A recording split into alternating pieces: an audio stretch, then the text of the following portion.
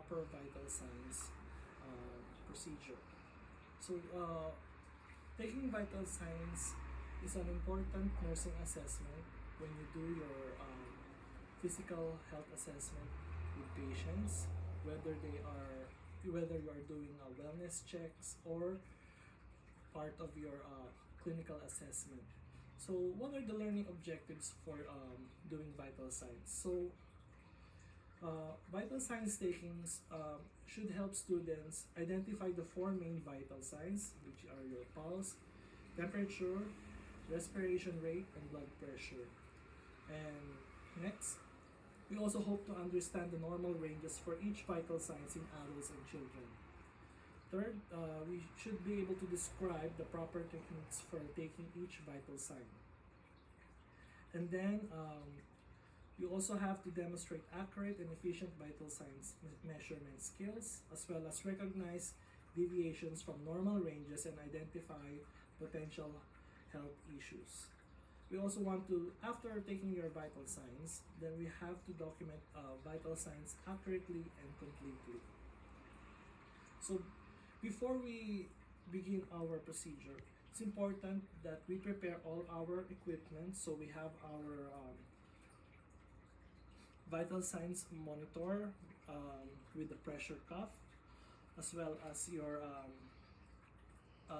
thermometer and pulse oximeter, as well as some alcohol wipes to clean up your equipment before and after procedure. So in any procedure, you're always supposed to do hand hygiene or wash your hands to ensure you're not transferring any germs or microorganisms to your patients. Next, you introduce to your patient and state your goal. So, hi, my name is Earl, and I'm here to take your vital signs. Is that okay with you? Okay. So first, we begin with taking blood pressure. So when taking blood pressure, it is important that the blood pressure monitor and the cuff is within the heart level. So you place the monitor and the blood pressure cuff and ask to borrow the hand of your patient. So can I borrow your hand? And then place the cuff about at least 2 finger breadths above the elbow. Place this one here. And ensure you fit it snugly. You don't want it too tight and you don't want it too loose because it might give you a false reading. And depending on the size of your patient, sometimes you might have to use a small or a bigger blood pressure cuff. And then make sure that your patient is rested at least within 5 to 10 minutes before you take their blood pressure. Again, this is about making sure that we are not getting a false high reading or low reading. So now we will press the button.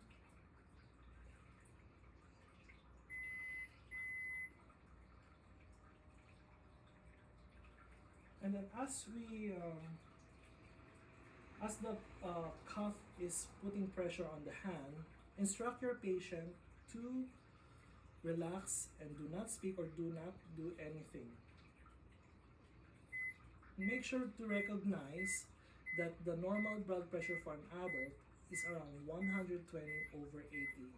So that 120 is your systolic and your 80 is your diastolic.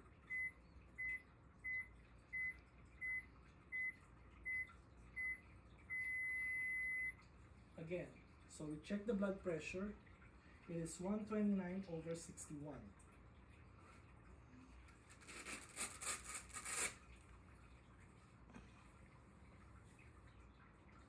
So we can document that and say that the blood pressure is within normal range.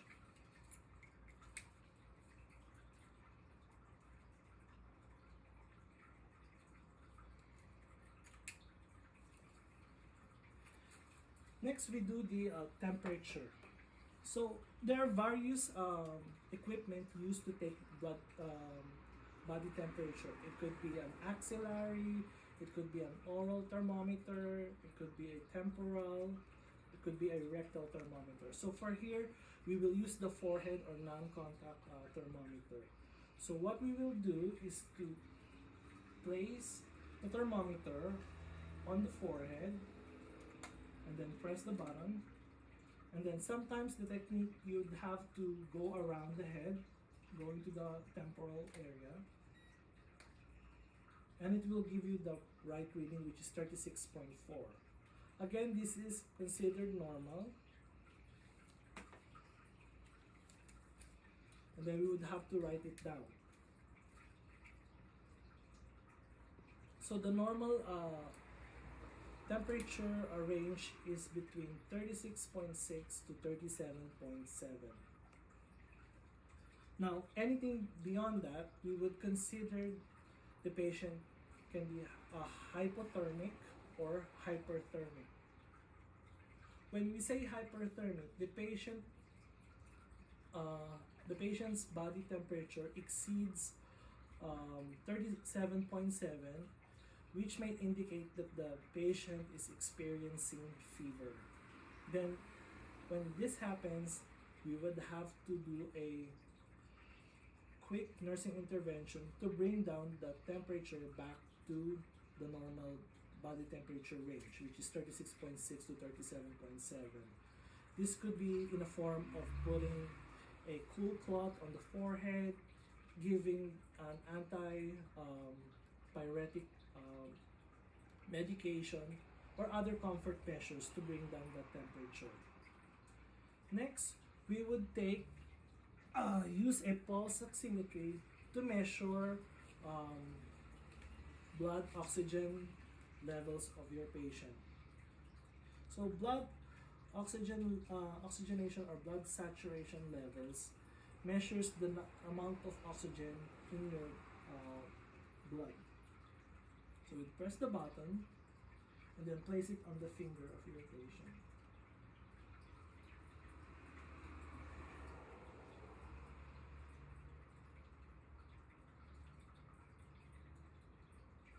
So it says here that the pulse reading is 95% and goes up to 97%, and then the pulse, which is down here, the reading is around 83. So the normal range for pulse oximetry is between 90% to 100%. Ideally, we would want someone to be within 100% range. With your pulse, the normal pulse reading is between 60 to 100 beats for a normal adult. Again, this varies and there are various considerations. For example, if the patient has a condition or the patient is also experiencing stress, this can cause the pulse to go up or down as well.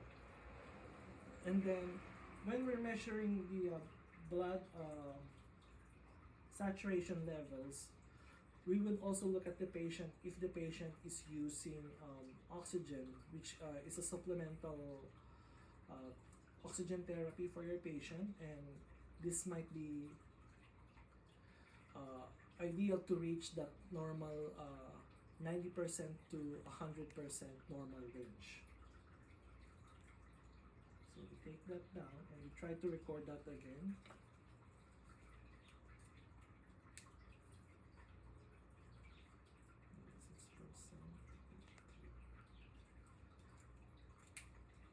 So lastly, we would demonstrate how to check the pulse respiratory rate, which would be between 12 to 20 breaths per minute. And this is important to do because your patient might be experiencing tachypnea or bradypnea or some kind of difficulty breathing called dyspnea. So when you're talking to your patient, make sure that you're trying to distract them, because if they know that you're taking their um, respiratory rate, they may be able to alter the speed or the number of breaths you're taking. So when you're talking to your patient or when you're doing a manual count of your respiratory rate, so for example, I would be using my phone to use a stopwatch, so you'll have to take a full minute. You place your finger on the wrist here, place 2 fingers, and then feel for that throbbing pulse. And then we'll try to count it in 1 minute.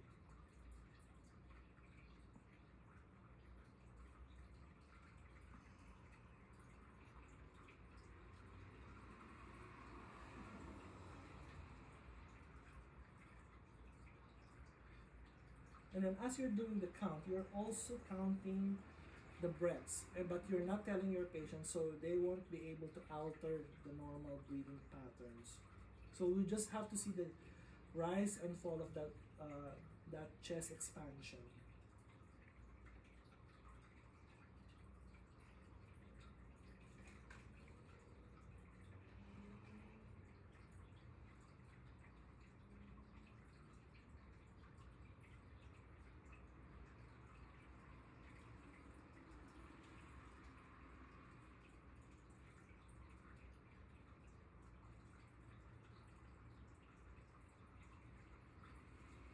Okay, so the pulse is around 84 beats per minute, and the respiratory rate is around 19 breaths per minute.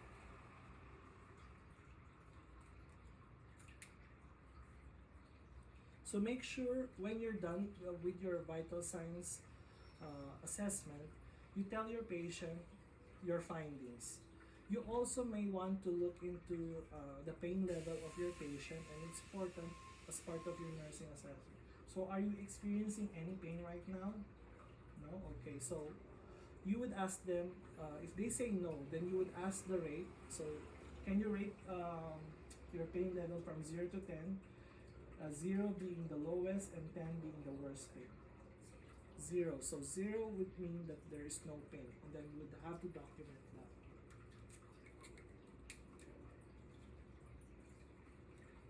Okay.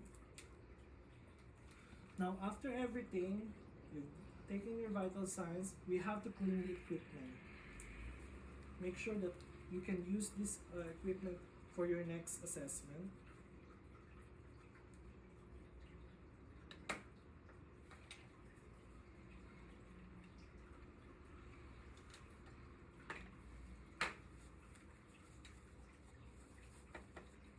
And before I forget also, the respiratory rate, make sure when your patient is doing their, when you're taking the respiratory rate, make sure that it's silent, unlabored, and you can see that your patient is relaxed.